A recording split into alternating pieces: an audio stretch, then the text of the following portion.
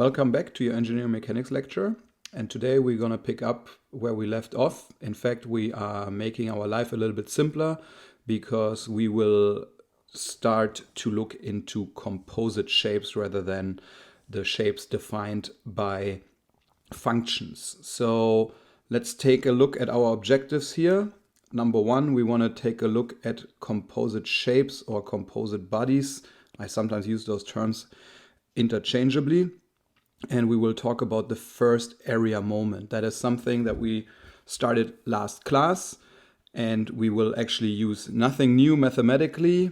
We will only make our life simpler and make our equations simpler. So to do that, I would first like to define composite bodies. What does that mean in this class? And what is a composite shape or a composite body? Again, I use those terms interchangeably, but probably the better word would be a composite shape here. Then I will explain to you how to discretize such shapes, and that is nothing else than breaking them down into shapes of known geometric features. So we will discretize them or break them down so that we have finite shapes that we understand what they are. That is another goal of today.